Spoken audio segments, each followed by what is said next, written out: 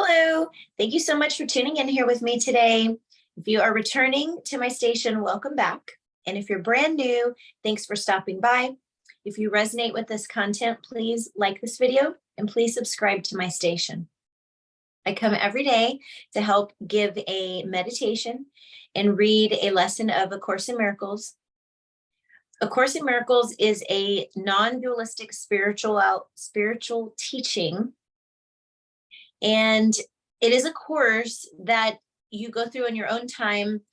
There is a website you can go to see the lesson of the day. It is listed below. And that way you can take a look at the words yourself in the morning when you wake up. All right, let's go and get into it. I will read you lesson of the day and then also a little bit more of chapter 1. Lesson 126. All that I give is given to myself. Today's idea, completely alien to the ego and the thinking of the world, is crucial to the thought reversal that this course will bring out. If you believed this statement, there would be no problem in complete forgiveness, certainty of goal, and sure direction. You would understand the means by which salvation comes to you and would not hesitate to use it now. Let us consider what you do believe in place of this idea. It seems to you that other people are apart from you and able to behave in ways which have no bearing on your thoughts, nor yours on theirs. Therefore, your attitudes have no effect on them, and their appeals for help are not in any way related to your own.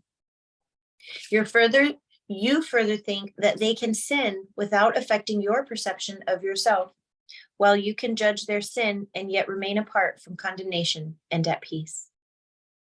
When you forgive, quote, a sin, there is no gain to you directly. You give charity to one unworthy merely to point out that you are better on a higher plane than he whom you forgive. He has not earned your charitable tolerance, which you bestow on one unworthy of the gift, because his sins have lowered him beneath a true equality with you. He has no claim on your forgiveness. It holds out a gift to him, but hardly to yourself. Thus is forgiveness basically unsound, a charitable whim, benevolent yet undeserved, a gift bestowed at times, at other times withheld. Unmerited withholding it is just, nor is it fair that you should suffer when it is withheld. The sin that you forgive is not your own. Someone apart from you committed it, and if you then are gracious unto him by giving him what he does not deserve, the gift is no more yours than was his sin. If this be true, forgiveness has no grounds on which to rest dependably and sure. It is an eccentricity in which you sometimes choose to give indulgently an undeserved reprieve. Yet it remains your right to let the sinner not escape the justified repayment for his sin.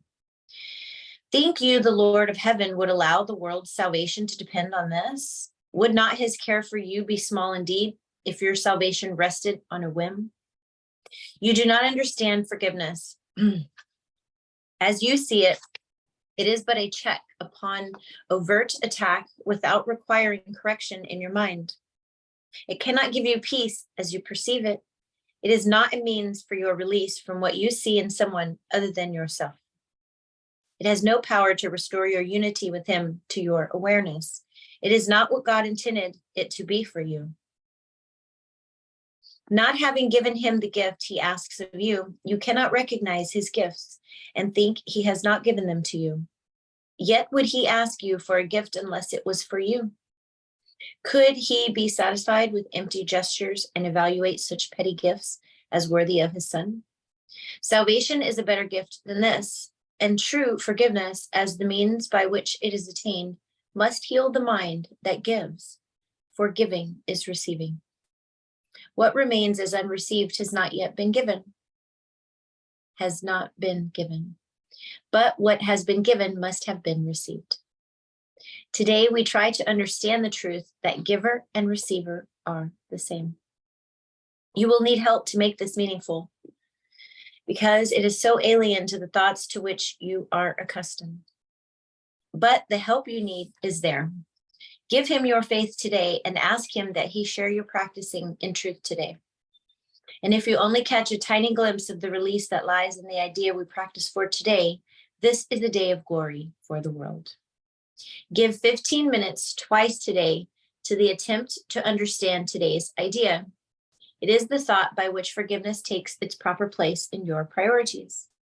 It is the thought that will release your mind from every bar to what forgiveness means and let you realize its worth to you.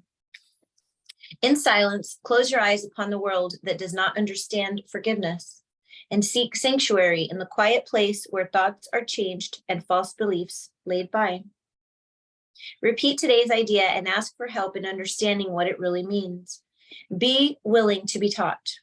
Be glad to hear the voice of truth and healing speak to you, and you will understand the words he speaks and recognize he speaks your words to you. As often as you can, remind yourself you have a goal today, an aim which makes this day of special value to yourself and all your brothers. Do not let your mind forget this goal for long, but tell yourself, all that I give is given to myself. The help I need to learn that this is true is with me now, and I will trust in him. Then spend a quiet moment opening your mind to his correction and his love. And what you hear of him, you will believe, for what he gives will be received by you. Amen. Now let's read a little bit of chapter 1, the illusion of needs, section 6 in chapter 1, the meaning of miracles. You who want peace can find it only by complete forgiveness.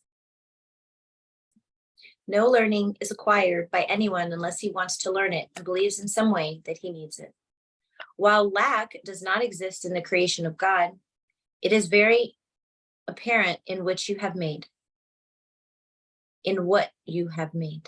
It is, in fact, the essential difference between them. Lack implies that you would be better off in a state somehow different from the one you are in. Until this, quote, separation, which is the meaning of the, quote, fall, nothing was lacking. There were no needs at all. Needs arise only when you deprive yourself. You act according to the particular order of needs you establish. This, in turn, depends on your perception of what you are. A sense of separation from God is the only lack you really need correct.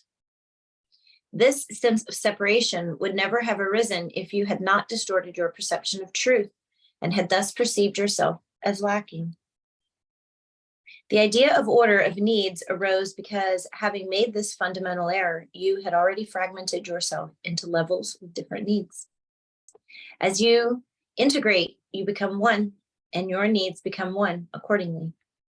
Unified needs lead to unified action, because this produces a lack of conflict. The idea of orders of need, which follows from the original error that can be separated from God, requires correction at its own level before the error of perceiving levels at all can be corrected. You cannot behave effectively while you function on different levels. However, while you do, correction must be introduced vertically from the bottom up. This is because you think you live in space where concepts such as, quote, up and down are meaningful. Ultimately, space is as meaningless as time. Both are merely beliefs. The real purpose of this world is to use it to correct your unbelief. You can never control the effect of fear yourself because you made fear and you believe in what you made. In attitude, then, though not in content, you resemble your creator, who has perfect faith in his creations because he created them.